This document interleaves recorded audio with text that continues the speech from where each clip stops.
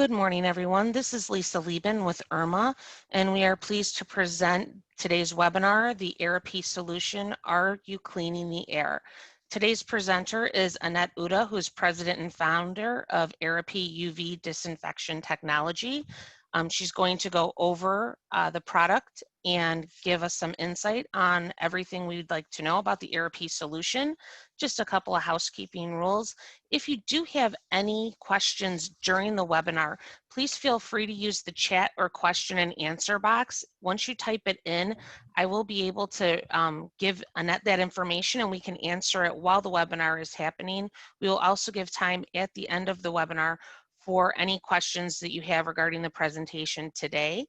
And at the end of the webinar, we will have an evaluation sheet for you to complete, letting us know about the webinar today with Aerapy, and then any future content that you would like to hear from IRMA. So with that, I'm going to turn it over to Annette for today's presentation. Thank you so much. I appreciate that, Lisa. Good morning, everybody, and thank you for taking time this morning to meet with me today and go over through the webinar. I know your time is very valuable, and I hope that you enjoy the information you learned today.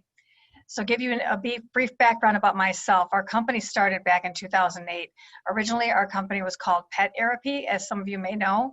We started in the animal care veterinary industry, learning more about zoonotic diseases and animal pathogens that can be spread.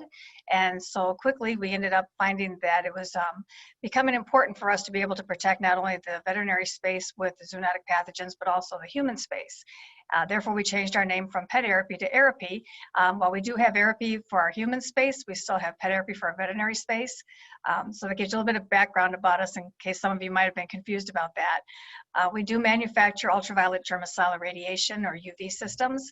A lot of people wonder why we call it UVGI. It's actually a name that was given by the government for ultraviolet. You may have heard of UV or UVC.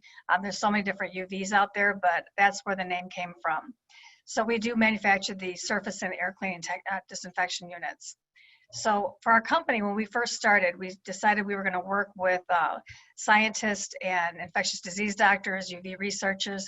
We wanted to make sure that we really understood how UV worked, as well as how infectious diseases were transmitted, to see how, with that combination, we were able to really reduce viral loads and be able to mitigate a lot of disease transmission within facilities. So this may seem kind of funny. We're going to talk about what are pathogens. I'm sure you're very familiar with them. You've heard about enough of them. But when people talk about anything producing disease, whether it's a pathogen, it can be simply referred to as a germ. But the primary causes of pathogens that cause illnesses, as you're very well aware, are viruses, disease-causing bacteria, and mold. So why do I put down disease-causing bacteria? Well, the thing is that there's a lot of bacteria that is out in the environment that could be good bacteria. We need that. But what I'm referring to as far as disease-causing bacteria is the bacteria that can make us sick and is not good for the human body. So my thought, and anytime I teach classes, I feel that if I can get you to understand how these pathogens work and how they mutate and how they can infect us, the more we can respect them and learn about them, the better we're going to be able to control them and be able to know how we can get rid of them. So to give you a real quick information about viruses, for instance, viruses, they cannot survive on their own. They need to have you and I to be able to replicate and to be able to live or to continually exist. So that means that if they were to be outside, once a person were to cough or sneeze or exhale the virus into the air, the thing is that cannot hurt you being in the air until it can actually enter our bodies. Once it enters our bodies, then it can end up wreaking havoc, because what it does is it ends up making thousands upon thousands, hundreds of thousands, if you will, of photocopies of the virus within our bodies. Once it takes over, that's when we become very ill and it can lead to death. The disease-causing bacteria, as you can see when it says in the right environment, the single bacteria can divide into a few colonies of just 100 in just a few hours. So these bacteria are among the fastest reproducing organisms in the world. They can reproduce so quickly that it can quickly overtake anybody's immune system. And just to give you a little bit more information, I'm sure you've heard that when you went to the doctor, if you have a virus, as you know, there's nothing they can give you for that. That just has to take its time and it has to wait its course, and then it'll eventually go out of your system and you'll recover. The one thing about disease-causing bacteria is that if you have a bacterial infection, that's when they can give you medication to try to help combat and to get rid of that pathogen within your body. Mold spores, a lot of us may have allergies, especially this time of year. You might be knowing that we're seeing some more itching and watery eyes. And I don't know if all of you are familiar with this, but mold actually begins as a microscopic spore, and it's carried by the air. A very tiny dot of mold contain over 50,000 spores, and they can end up reproducing themselves within the millions within just a matter of a few days. So we're gonna go into what are zoonotic pathogens. So zoonotic pathogens that I spoke about earlier, this is something that you might have been hearing a little bit more about in the news since the beginning of the year, as far as what are zoonotic pathogens. Zoonotic pathogens are spread between animals and humans and from humans to animals. What we're seeing that's going out into the environment now as far as the coronavirus, that's presumably been spread starting from bats or from pangolins, and that comes from an animal going into the humans. Some other examples you may see here are MERS, SARS. What's not mentioned on this slide is also Ebola. We have rabies, ringworm. So all of these zoonotic diseases are things that are very familiar to us, and what makes us sick, even H1N1 that you may have heard in the news not too many years ago, that's all been produced from a zoonotic disease. The interesting thing, and what I found being very interesting when I first started my career, is that about 6 out of every 10 infectious diseases in people are zoonotic. And again, meaning that they came from animals going into us. But even at least 75% of new emerging infectious diseases are also having an animal origin. But interestingly enough, we're finding that even every 5 new human diseases that appear every year, if you go to One Health, if you look at the One Health by the CDC, it shows about how many diseases are coming out every year. But interestingly enough, 3 of them generally have an animal origin. I found this, I'm very visual and I like to look and research and look at studies, but I was very interested to find out that when it came to our pandemics, how many years have we gone without a pandemic? We've never seen one, we've not been involved with one. And we found that this chart that shows that from just the year 2000, look how many we've had. We've got MERS, SARS, Ebola, swine flu, and now COVID. That's just since 2000 itself. And it just, if you look at the slides prior to that, we didn't see them coming as rapidly as we are today. The difference between an outbreak and a pandemic, as a pandemic is something that is going to affect large areas going pretty much globally, and it can go and transfer from country to country. So that's something that was pretty interesting to see how fast it can really spread. As we mentioned earlier, that there are different pathogens that are zoonotic that are have the pandemic that has a potential for pandemic with an animal origin, and we're really watching this one right now. It's a new strain of the swine flu. We're finding that it's increasing quite a bit year to year. We don't believe that this is going to end up becoming another pandemic, but we are keeping our eyes on it, just because of the fact that we're seeing that it's starting to pick up speed a little bit more. So this is really being watched. But the good thing about that is when you're aware of something starting to come down the pipeline, you can stay on top of it. It's when we don't know what's coming and it kind of hits us like a ton of bricks, that's where we have an issue, and that's where the vaccines and everything else is kind of getting a step back because we can't catch up. So I want to show you in this slide how pathogens are spread. I don't think, there we go. So as you can see, when the air is circulating and you've got dust particles, as I mentioned earlier, if we have the virus or anything that we're coughing or sneezing out, those pathogens can attach to the actual dust particles within the environment, and they can start circulating throughout the building. Now again, unless that virus is sitting on the dust pathogen and it's going through the building, it can't really infect anyone. But the minute you inhale or breathe and you have a high viral load, that's when it can make us sick. So we were talking about the big picture about One Health, as I mentioned earlier. It talks about how did it get from one country to the next. And believe it or not, it's just that because the way that people move throughout the world, going from country to country and with business and work and everything else, we're seeing that it can go from different airports and we spread it throughout the country.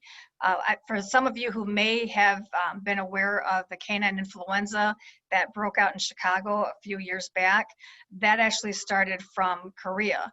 And if you remember, that's where our animals, any of you that have animals that may have taken them into boarding facilities, they had to shut down because that new strain of influenza for the dogs actually caused an issue where it was killing them. So that was something that was really harmful for them at that time. But that's how it started, is just from going from Korea to Chicago, and then from there it spread throughout. So how do pathogens actually transmit? This is something that's really of interest, because I think that, again, once we understand how they're transmitting, it's going to give us a better and almost like an aha moment to know how we can control it. So as many of you know, respiratory infections can be transmitted through the air, from direct contact, or fomite. Fomite is basically your tangibles, like your hoses, your hats, your clothing, anything that you can physically touch that's going to be a carrier. And then once you have that, it can go directly into the skin and surfaces, and also direct contact. So how a pathogen was spread is just, for instance, let's say that somebody is coughing out, like I mentioned. As someone coughs, as those pathogens are expelled, you're going to find that the DNA within that droplet is going to be circulating. And as it's moving through the air, once it ends up entering into another person, the susceptible host, that's when it can go into the body and start wreaking havoc. And again, as I mentioned, that's when it can start making numerous copies of itself and starting to become overtaking our systems. So this is something I really think, I hope you are really enjoying. I get excited about this, but that's the geek part of me in science. But when you want to explain the difference between, well, I'm cleaning my surfaces, and when we first heard about even this COVID-19 illness, they were talking about how it spread through surfaces and how we had to wash our hands and everything else. And they're like, no, wait a minute, now we're finding it spreading through the air. Well, what is the difference between airborne and droplet transmission? That's where the key comes in, and a lot of people get confused. So a droplet, again, as someone coughs and sneezes or whatever may happen, when they end up expelling that pathogen, it can only go so many feet and it falls to the ground. But when you have those smaller particles they're actually called droplet nuclei. Droplet nuclei are actually the particles that dry as residue from the larger particles that can aerosolize because they're very tiny. They can go, that's the one that can actually wreak havoc, and they can go through your entire building, because one cough or one sneeze, especially from somebody who's sick, can have over 100,000 particles being expelled in a short period of time. If you have that same person coughing or sneezing or just talking, now you're going to very quickly end up filling up a room with over 100 million microns, or particles, if you will, that's circulating through the building.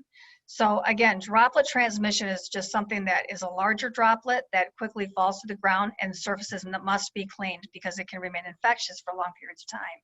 But when it comes to airborne transmission, that's aerosolized. And that's why Dr. Lindsay Marsh, she had stated that if you think about smoke, when somebody's smoking and that smoke eventually dissipates and you don't see it anymore, it doesn't mean it's not still there. So one person in one room can be smoking and you can walk into the other side of the building, but you can still smell it because that odor and that smoke is actually traveling to the other side of the building. So that too is exactly how viruses and pathogens and germs can actually spread. But interestingly enough, this is what has been told for many, many years, and you may have heard too. If it's going to be 5 microns or larger, they fall to the ground. 5 microns or less, they can end up going into aerosolization. However, we have to remember that as information is evolving, just like we've seen recently, it's not what we know today is not what we knew yesterday, and we're always trying to learn more. Interestingly enough, as some of you may have heard, Dr. Anthony Fauci's conference on September 10th, he was stating that they had a misunderstanding between droplets and aerosolized particles.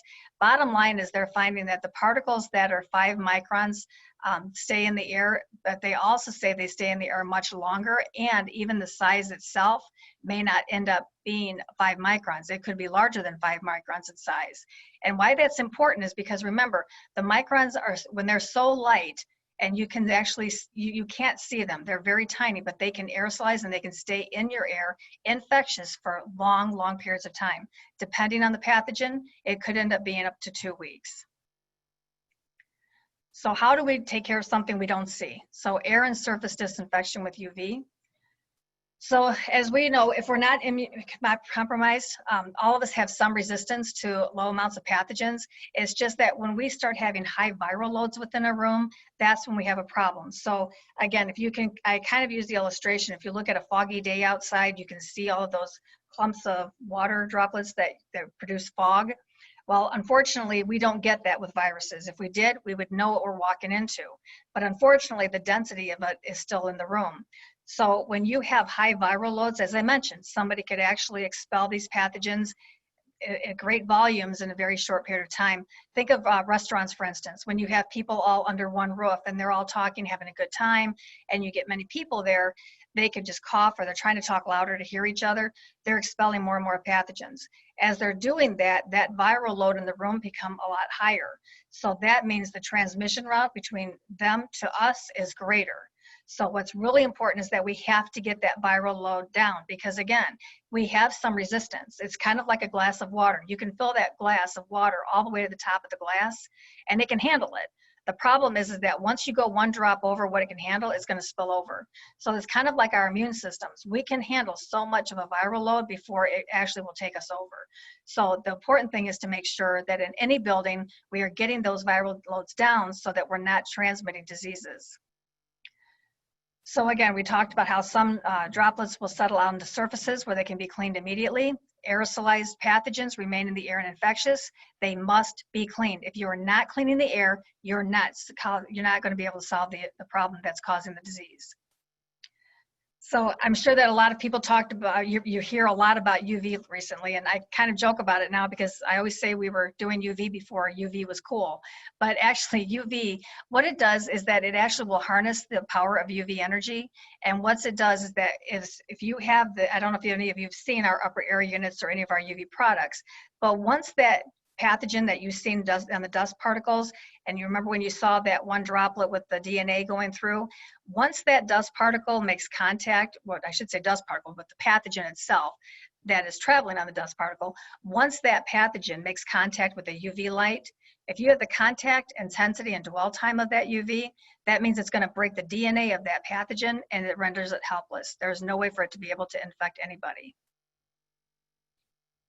So when you think about UV, there's various UV rays that you may have been hearing about. You hear about the ray bands. So you have UVA, which is causing a premature aging of the skin. UVB, that's where when we go outside, they tell us to lather up with our sunscreen so that we don't end up worrying about skin cancer or get burned. And the UVC is the germicidal lethal band, and that's found above the ozone layer. So how can we clean something we don't see? So for us, and also I'm not sure if anybody's heard of ASHRAE. ASHRAE is the American Standard for Heating, Air Conditioning, Refrigeration Engineering. And what they recommend and what we know is that UV products for HVAC systems are very beneficial if properly sized. So what I mean by properly sized is that you have coil cleaning to help get rid of the mold and the biofilm that we talked about earlier, but that requires a low dosage of UV energy to be able to achieve coil cleaning within an HVAC system. If you're wanting to get air cleaning within one air pass to mitigate 99% of the pathogens going through there, a properly sized HVAC system must be done because remember I talked about earlier, you need contact, intensity, and dwell time. So we have to get the right germicidal energy for each HVAC system to make sure that in one air pass, we're able to kill off a lot of those pathogens at a greater than 99% kill rate. The next thing that ASHRAE recommends is upper room UV. So I talk about including the Zone 360 because the upper air units are different than what goes into your ventilation system. The upper air unit is going to help take viral loads down quicker and immediately. So this way you don't have to wait for all the air in the room to transfer into the return vents going through the plenum to get cleaned and then back out. I'm going to tell you, honestly, I feel that both of them are critical because whatever is being missed from the upper air unit is going to be captured by the HVAC system. But in turn, the upper air unit is vital because with having that fan sucking up the air within the room and having that UV going through it, you're going to get, again, viral loads down very quickly. So again, we already talked about this screen, talking about how it needs to be effective. Any air disinfecting equipment must be able to show that they have a 99% or greater kill rate in one air pass. It must, any air cleaning product should not produce any ozone, whether intentionally or unintentionally. So what does that mean? So when you're talking about, there's UV lights, for instance, in different areas. You've got far UV, you've got pulse UV you might have been hearing about. The problem with those is that they can produce ozone. So if they're being used within surface disinfection in unoccupied spaces, that should be not a problem, as long as you know that that occupant is not going to be going into the room immediately after use. Because if ozone's being produced, the problem is if you have somebody who's got a compromised immune system, somebody who has allergies, asthma, COPD, anybody that's got any problems with their respiratory tract, that can be very harmful for them. So you want to make sure that you're keeping everybody away from any type of ozone, regardless of anything other than, like they say, sometimes they're saying that if you can go within the limits of ozone, you should be okay. But remember, those standards were applying to healthy 18-year-old people. But again, they were not looking at, is it healthy for people who are elderly or if they have an immune compromise situation. You also want to make sure that you're not creating potential for re-aerosolization organisms. So I mentioned ionizers here because with an ionizer, it's great for going out and sending out those negative or positive charges into the space. The problem is that when it's charging them, it's dropping them either onto the ceiling fans, the walls, the desks, the floors, and then once you walk by or you disturb them, it can start, you re-aerosolize them, so it really is defeating the purpose. So you want to make sure that you're not trapping or you're dropping. You want to make sure that you're able to kill them on contact, because that's going to be the greatest defense from disease mitigation. An important thing is, as I mentioned earlier, is that coil cleaning with UVGI is not the same as air cleaning, and it must be properly sized. Again, I already touched on this, basically stating that ASHRAE recommends upper room units, and they also recommend having the HVAC systems as well. So for buildings without a furnace or HVAC ventilation systems, or those who need targeted disinfection in certain areas, the upper air unit is perfect. And when I talk about our company or a facility not having an HVAC system, this can also talk about a facility that doesn't have enough airflow. So even if you do have a ventilation system, if you don't have the right amount of airflow for the space that was designed, then this is a great option, because then you can increase that airflow and help to get that air moving a lot more. And again, we talk about high-risk environments like your reception areas, your lobbies, I'm going to say your firehouses, your restaurants, anywhere you're going to congregate a large group of people under one roof. This is the best option that you can possibly have. It helps to be able to immediately disinfect the air on a continual basis. It's not going to be just on and off. And if for some reason your HVAC system, because as us in Chicago, maybe we don't have our heat or air on, we just keep the windows open because it's cool and it's a nice breeze. So in that sense, we're not relying on the HVAC system alone to clean the air. We also have the upper air unit that can clean the air in addition to that. So if those of you have not seen what it looks like, this is the Aerapy zone. This is the zone 360. We're actually remodifying this look. It's going to look, we like to say it's going to look a little sexier and cleaner. But this unit itself, as you can see, and I'll show you the next slide, but if you see this light that's coming out of the blue here, that's going to be on all four sides. And as that blue light is actually going out into the room and the space, we're able to kill pathogens that rise up into the space. But right here is also where the fan is coming in 360 degrees. So all the air that's being sucked up into this fan, we have a 100 CFM fan all the way up to a 540 CFM fan. So as the air is sucking up and it's being disinfected on top. So the upper air unit, again, it's 360 degrees. It's very compact. It can fit into a ceiling tile. We do say it works up from 500 to 1,000 square feet. Some people are concerned, wanting to know, is it safe within my environment? Because you have UV going out into a space, and we've heard that UV is dangerous. Well, I can tell you, if UV is mistreated and if it's going to be misapplied, then yes, it can be dangerous. But with us, what we've designed along with our scientists and engineers is we have the unit that has been collimate with UV rays, meaning that each one of those black, if I can back up one slide, each one of these black slides, if you will, they have been designed to where that light cannot stray. It does not go down and it does not go up. It goes straight out into the room. So it remains very safe for occupied spaces. And just to let you know, we do make sure that all of our equipment is going to be meeting or exceeding CDC guidelines.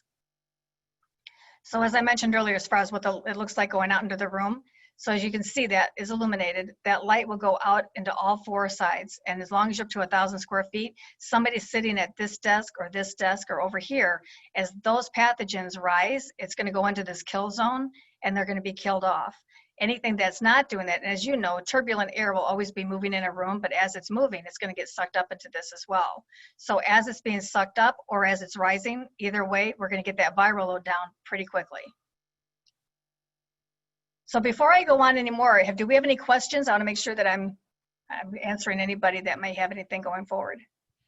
We do not have any questions in the box at this time. Okay. All right. So this says, air, are you really cleaning the surfaces? So we also have a surface disinfection unit. I'm sure many of you have seen this, especially on the news, for surface disinfection units. You know, I always say that the surface disinfection unit we have is kind of going to be like your insurance policy. Cleaning the air is vital, but you have to remember too that whenever, just like for ambulances, whatever, you want to always still do your normal disinfect or your cleaning and disinfecting, because whatever is going to be missed by it, because again, we don't see these pathogens. So as you're cleaning, anything that's missed, then what the UV light will do is come in and act as kind of like your insurance policy. We can get the rest of those viral loads knocked down. But that's going to be more, we don't want to rely just on this unit, because you want to make sure you're removing the debris. You want to making sure that you're cleaning, and then we want to disinfect, and then we come back with the UV light to zap out anything else that might be left. Okay, I see we have one question. Okay. What % of COVID-19 germs will be killed by using this device? You know, so first of all, let me explain. So COVID-19 is the actual illness. The disease that's causing it is a SARS-CoV-2. So again, everything has to be sized appropriately. So we have to look at the space. So whenever somebody calls us regarding their air or even their surfaces, we want to be able to find out what is the square footage, what are the ceiling heights, and then we look at the space, and then we tell them based on our testing against 5 other standards of viruses that we know of exist. There's only 6 standards. So we've tested against all of those. We will give you the highest kill rate time that we have, just to make sure that we're knocking, you know, a lot of those pathogens out. So I hope that answers your question. So again, as I mentioned, unfortunately, it's not a one size fits all. We have to work with you as a team, and we have to evaluate your space. And we also want to look at your facility. And also we need to find out, are we talking about a restaurant or are we talking about, you know, a firehouse? Because we want to see how many people are going to be within one space to let us know what intensity it needs to be, as well as how long does it need to stay on or illuminated. For the surface, for the air, it's a continual air cleaning. What is the surface area, square footage, that the air unit covers? This one, I'm going to go back and we have various ones. So I'm going to say we also have some that go up to 1,000 square feet. So remember, when it comes to surface units, this is where it gets tricky. And why I'm saying that is because with surface, the light is going to go out 360 degrees. The closer that the pathogens are to the light, the faster the kill time and rate. The longer that the space is going out, that is going to take a little bit more time. So for this unit, this is a new unit for us. I need to find out from our engineer, but it's a great question, and I will have that answer for you as far as what the maximum space should be. Because I know that even if we hit the maximum space, we just want to move it to another location so that we can circulate the entire room and make sure it's all cleaned down. Does that make sense? Yep. We are good to move forward. Okay. So again, we wanted to go talk about research tested and study backed. So for us, it was important for us to make sure that we were putting our money where our mouth was. We realized that everybody's health is very important to us, and we don't want to just be out there. As you can see, and I don't know if any of you have seen the news last night, there are so many gimmicks out there where now UV is becoming the new trend, to where people are putting anything and everything out there saying it kills 99% of pathogens. Well, here's the trick of what I want to tell everybody is that it will kill 99% of the pathogens that it can make contact with, and as long as it can make contact. So if you're just taking a wand and you're sweeping over a bed, I can assure you it is not going to kill hardly anything. So it's important to make sure you're working with somebody that knows what they're talking about when it comes to UV, because, again, any technology, it needs to be worked with. You need to respect it. You need to know how it works. So for us, we wanted to make sure that when it came to our surface disinfection test, that we wanted to make sure that we were getting a 99.998% kill rate, if you will. Some people have asked us, why don't you have a 100% kill rate? So if anyone's familiar with how studies work, when you're doing a true study and testing from third party, you have to be able to recover some of the pathogens. If you don't recover any pathogen, it shows that that test or that study was invalid, that it wasn't working. They assumed that all the pathogens died during the test. So we have to have some extraction, and so that's why we showed those numbers. So that's for our surface disinfection. When we talk about tested viruses and bacterial, and we talked about the different sizes that we did. So as I mentioned earlier, you've got 6 standards of viruses. You've got enveloped, non-enveloped, RNA, DNA, and you've got single strand and double strand. Once you have all 6 of those tested and you know what those kill rates are, it's pretty easy for us at that point with mathematical modeling to know in your space how to achieve these same high kill rates in your building. Next, Aerapy went through a 3-year animal subject study. So what we found is that in the first year, they had this one study we did involved 2,000 animals within a 3-year study. The first year, what they did is they just went in and did their normal protocol like they do. They had their PPE, they had their high cleaning tech, once a week within the facility. They were watching how the animals were being handled. They were making sure that the staff was constantly cleaning. They made sure everything was exactly what it was. So it's kind of like an ICU unit, if you will, for the humans. So that was in 2016. They wanted to take a number to find out where we at number-wise as far as respiratory infections. So 2017 is when we started our study, and what they decided to do in 2017 to see if it was worth even continuing is they had us come in, we sized their facility, and then after that they would turn the unit on for 4 weeks, turn it off for another 4 weeks, and they would repeat that cycle for the entire year. At the end of the year, they found that they were able to reduce upper respiratory infections, or URIs, by 67%. So they were pretty excited about that. So then 2018, they came back in and they said, okay, we're going to leave it on 24/7 and see what the reduction rate's going to be at the end of that year. So at the end of 2018, they found that they were able to reduce infection by 87.3%. That increased the mortality rate substantially. So if this can happen with animal subjects, especially since they can't cover their mouth or wear masks, imagine what we can do together when we can be able to be in a situation where schools or restaurants, we can really see where we can make a substantial impact. Lastly, we did a university study showing that we were able to reduce more than 99.9% of the MS2. That was an air cleaning study. When I talked about being able to clean at least 99% of pathogens through the airstream at one time, that's exactly what we did with the University of Arizona. And this study showed that we were able to achieve greater than 99.9% reduction of pathogens that went through the airstream at one single air pass. The reason I am bringing out this MS2 is because MS2 is going to be the surrogate that is being used for the SARS-CoV-2. So as you can see, we were able to achieve 99.9%. We do have another question. Oh, sure. What is the lifespan of your device? So the lifespan, our equipment itself is 5 years. When it comes to the lamps, all lamps should be changed out after 9,000 hours or 1 year. You may hear some people saying it can last longer, and if you're looking at coil cleaning only, then yes, it can. But if you're looking for air disinfection, those lamps must be changed out once a year. Okay, any other questions? No, that was the answer she was looking for. Thank you. Okay. And again, we just talked about as far as the different standards, as far as the pathogens that we've done. So we've been able to test anything that's been very easy to kill all the way up to highly resistant. So during this whole COVID-19 pandemic, we have reached out, the FDA reached out, and we were talking to them. And after a 2-week investigation of our equipment and our company and our sizing methods and also the studies, they came back telling us that immediately they wanted us to market our UVGI equipment to be able to help with the fight of COVID-19.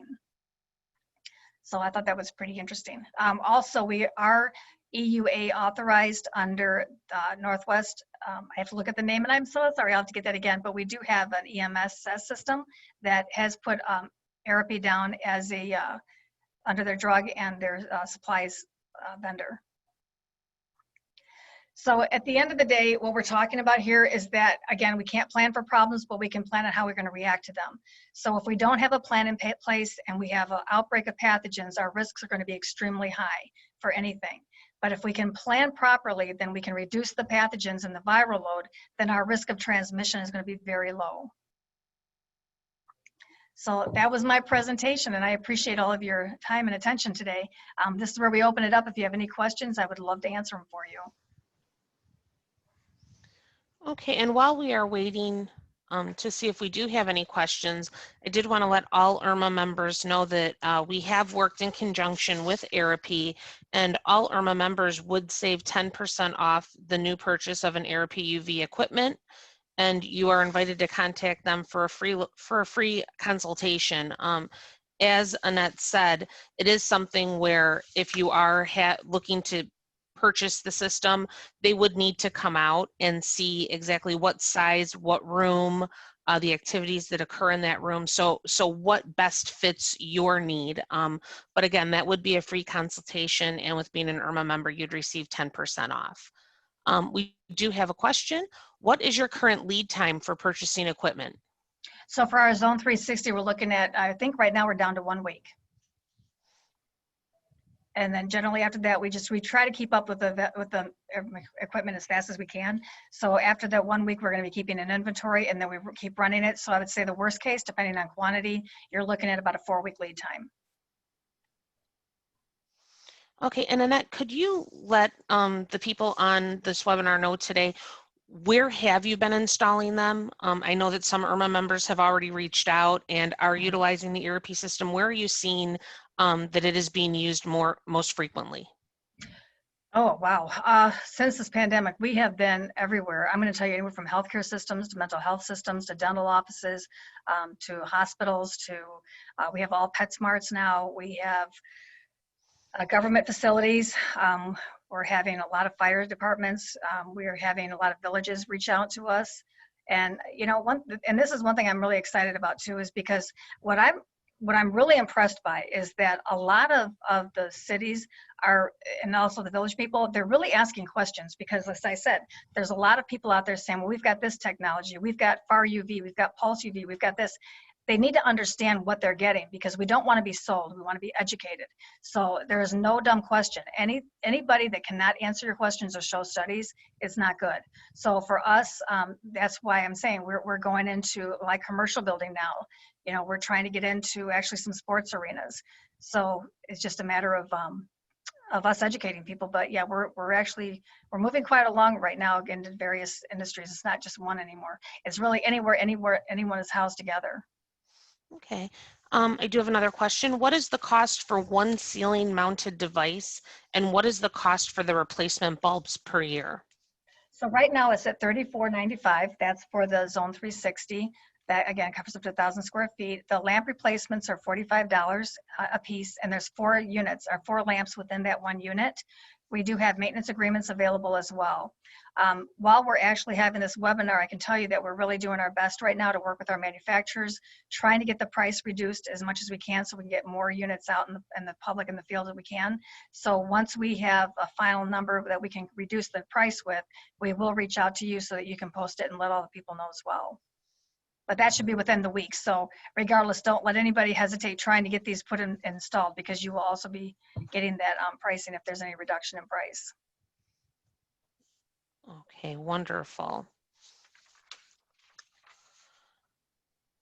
And I do believe that's all the questions that we have for today. I'd like to thank everyone again for attending this webinar and receiving this important information, and having Annette come on and give us this great information regarding the Aerapy system.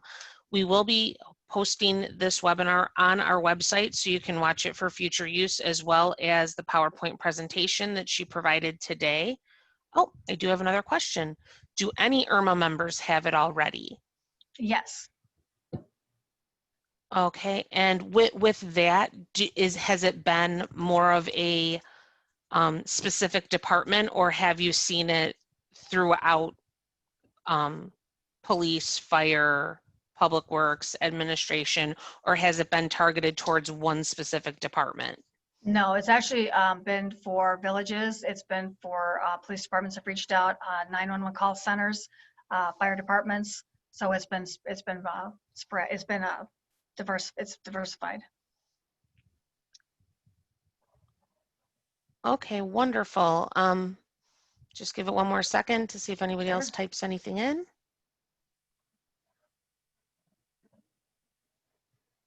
Okay, and as you can see, you do have Annette's information on the screen right now. If you do have questions that you would like to email her directly on, oh, we do have another one. Do you install the equipment or do we need a local contractor to install? And then what is the electrical requirements for the room units? Okay, so we have the Zone 360. That one is at 110 volts. We do have smaller units. I have only shown today one unit, but we have a multitude of, actually 2 units. We have a multitude of different UV products. We don't believe that you should fit us. We need to fit your needs. So we do have smaller ones available for less than 500 square feet. Again, those also run on 110 volts. And as far as the maintenance, as far as the installation, we do have a team of contractors that we have partnered up with. They do not work for us directly, but we have vetted them to make sure that they are good and know what they're doing. So they can do the installations and we can give you a price on that. However, if you have somebody you're currently working with that's an electrician, we would be happy to work with them as well. So we're either here to help with turnkey or you can go ahead and do it yourself. In addition, we do have a lot of people asking us for a maintenance agreement, and we've done that, and we're happy to do that as well.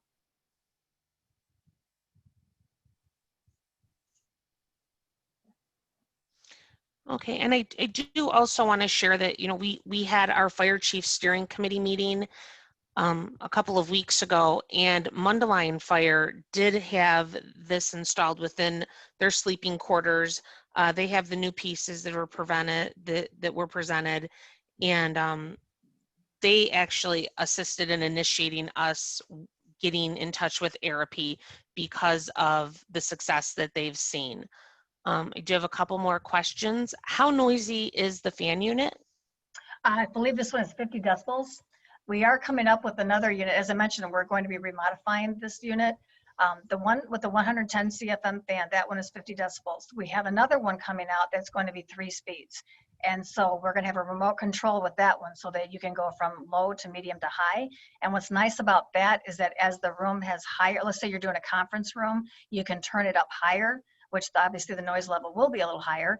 I don't have that decibel count. I can get back to you on that right now. But again, you can have the remote to turn it up or turn it down so that this way you can have that the noise level can go down as well. Okay, and then I do have a question regarding do we have any grants available for this equipment? And I can tell you that IRMA does have the facility safety and equipment grant that this purchase would fall under. That grant will be, you know, we have that grant right now in 2020, and we will have that grant again in 2021. So that application is available on the IRMA website for anybody that is interested in looking at Aerapy and then looking for grant assistance.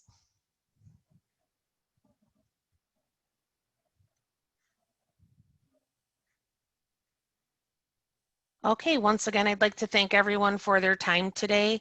And then if you can fill out the evaluation as you exit the webinar today, we greatly appreciate feedback on this webinar as well as all of our webinars. And make sure to let us know any content that you would like to see in the future so that we can ensure that we're presenting the needs of IRMA and what you would like to see in the future. With that, we will conclude today's webinar. Thank you very much for your time. Thank you again, Annette, and stay safe, everyone.